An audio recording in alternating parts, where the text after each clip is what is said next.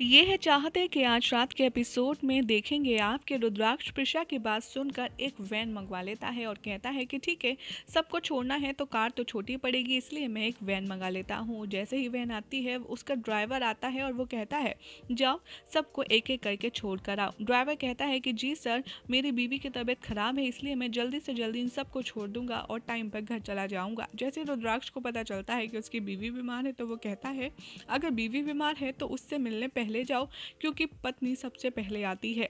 और वो ड्राइवर को भेज देता है और वो प्रिशा से कहता है कि देखा, अब तो मैं तुम्हारे सामने अच्छा भी बिहेव कर रहा हूँ, अब तो मान जाओ कि मैं तुम्हारा एक अच्छा पति हूँ।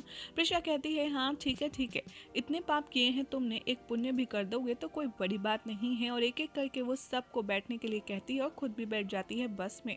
रुद्राक्ष ड्राइवर बन उस पूरी बस को चलाता है और एक एक करके सबको उनके ड्रॉप स्टेशन पर छोड़ देता है।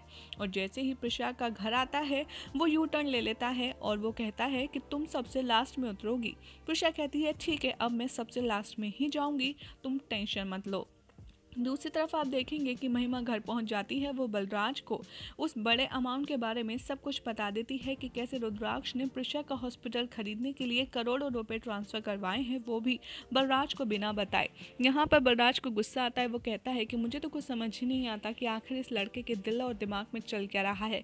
उस प्रिशा के लिए इसने हॉस्पिटल खरीद लिया, हाउ डेयर ही, इसने मेरा पैसा मुझसे बिना पूछे इतने बड़े लॉस में डाल दिया। मैं कमाता जाता हूँ और ये वेस्ट करता जाता है। आने दो उसे, आज मैं अच्छे से उसकी खबर लूंगा और पूछूंगा कि आखिर वो चाहता क्या है। शारदा कहती है कि देखिए ऐसा नहीं हो सकता, रुद्राक्ष प्रिशा के साथ नहीं है। महिमा कहती है और मैं कह रही हूँ कि वो प्रिशा के साथ ही है। मुझे तो समझ नहीं आता कि अगर रुद्राक्ष को मेरे साथ ऐसा करना ही था तो उसने मेरे साथ शादी क्यों की। मैं उसकी पत्नी हूँ, उसका ख्याल रखती हूँ, फिर भी वो मेरे साथ ऐसा क्यों करता है। और देखिए आप मम्मी जी कह रही हैं ना कि रुद्र प्रिशा एक साथ नहीं है।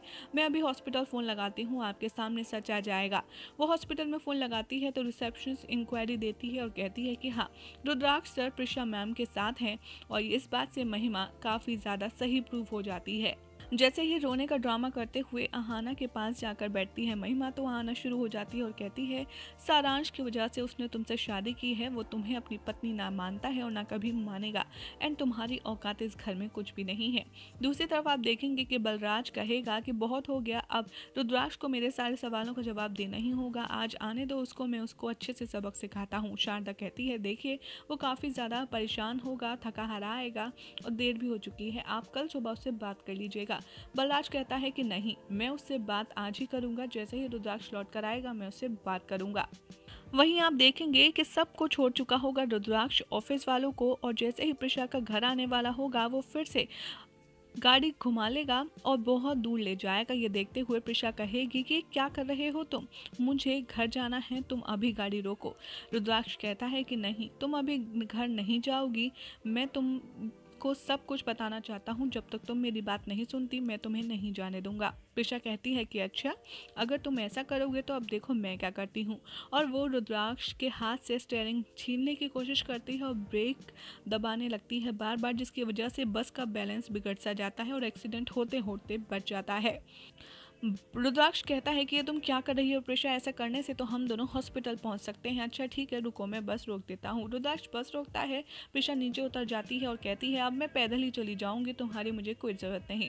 रुद्राक्ष कहता है कि तुम पैदल नहीं जा सकती प्रिशा, हम घर से कम 60-70 किलोमीटर दूर हैं, तुम पैदल बिल्कुल भी नहीं जा सकती, और आगे बहुत ही बड़ा जंगल है जहाँ पर जानवर भी हो सकते हैं, इसीलिए तुम मत जाओ। प्रिशा मेरी बात सुनो। प्रिशा कहती है कि देखो तुम्हारे साथ रहने से तो अच्छा है कि मैं जंगली जानवर के साथ रह लूँ, और वो ये कहकर के जंगल की ओर जाने लगती है। तभी आप देखेंगे कि एरो लगाती जाती है, और जिसे देखकर रुद्राक्ष कहता है ये तुम क्या कर रही हो। प्रिशा कहती है हम रास्ता ना भूल जाएं, इसीलिए मैं मार्क कर रही हूँ, क्योंकि तुम्हारे फ़ोन में नेटवर्क नहीं है, मेरे फ़ोन में नेटवर्क नहीं है, ऐसे में अगर हम रास्ता भटक जाते हैं तो हमें ये एरो की मदद से वापस आने में आसानी होगी। लेकिन जैसे जैसे प्रिशा मार्क्स लगाती है वो वापस से लौट करके उसी जगह आ जाती है जहाँ से वो चली होती है। रुद्राक्ष कहता है ये क्या हो रहा है, हम बार बार वहीं आ जा रहे हैं, एक काम करते हैं यहीं आग जलाकर बैठ जाते हैं और वेट करते हैं। रुद्राक्ष मनी मन भगवान का शुक्रिया अदा करता है और कहता है थैंक यू सो मच भगवान, आज जंगल में ही सही, लेकिन कम से कम मुझे प्रिशा के साथ एक रात बिताने का मौका तो मिलेगा जहाँ पर मैं उससे अपने दिल की बात कह पाऊंगा। रुद्राक्ष प्रिशा की तरफ मुड़ता है और उससे कहता है कि मैं तुमसे बहुत प्यार करता हूँ, तुम्हारे बिना नहीं रह सकता और मैंने कुछ भी नहीं किया है तो मेरा विश्वास करो। प्रिशा रुद्राक्ष की बात सुनकर एकदम शॉक्ड हो जाती है और साइलेंट हो जाती है। रुद्र कहता है, क्या हुआ, तुम कुछ कह क्यों नहीं रही हो? प्रिशा कहती है, रुद्र पीछे देखो, शेर है। रुद्र कहता है कि तुम मजाक करना बंद करो, यहाँ कोई शेर वेर नहीं और तुम मेरी बात सुनो। रुद्र कहता है कि तुम ना ये सब बहानेबाजी कर रही हो ताकि तुम मेरी बात ना सुन पाओ। प्रिशा कहती है, रुद्र मैं कह रही हूँ पीछे शेर है, तुम मुड़ो तो सही। रुद्र जैसे ही पीछे मुड़ता है वो भी शॉक्ड रह जाता है क्योंकि वहाँ सच में शेर होता है। जैसे ही प्रिशा शेर को देखती है वो बहुत घबरा जाती है, कांपने लगती है। रुद्र कहता है कि डोंट वरी, मैं तुम्हारे साथ हूँ, बस कुछ भी मत करना, आवाज़ भी मत करना, हिलना भी मत, ये कुछ नहीं कहेगा। प्रिशा सांस थाम करके वहीं खड़ी रहती है और कुछ नहीं करती और शेर उन दोनों के सामने से गुजर कर चला जाता है। जैसे ही शेर जाता है प्रिशा इतना ज़्यादा डर जाती है कि रुद्राक्ष के गले लगकर रोने लगती है। रुद्राक्ष भी यहाँ हक करता है। यानी कि आज रात के एपिसोड में आपको प्रिशा और रुद्राक्ष का मिलन होते हुए देखने के लिए मिलने वाला है, जहाँ पर बहुत दिनों बाद प्रिशा ने रुद्र को हक किया है। उसके बाद आप देखेंगे कि प्रिशा जैसे ही रुद्राक्ष को रियलाइज करती है कि वो उसके गले लग चुकी है, वो थोड़ा कोजी होने की कोशिश करते हुए अपने आप को अलग करती है, लेकिन फिर रुद्राक्ष उसे टाइट से पकड़ लेता है और यही हो जाएगा आज रात के एपिसोड का एंड। अब देखना होगा बेहद इंटरेस्टिंग कि कल के आने वाले एपिसोड में कौन सी नई साजिश होने वाली है जंगल में, या फिर प्रिशा रुद्राक्ष की इस मजबूरी का फ़ायदा उठाते हुए कोई और खेल जाएगा बड़ा गेम। ये सब कुछ देखना होगा, काफ़ी इंटरेस्टिंग।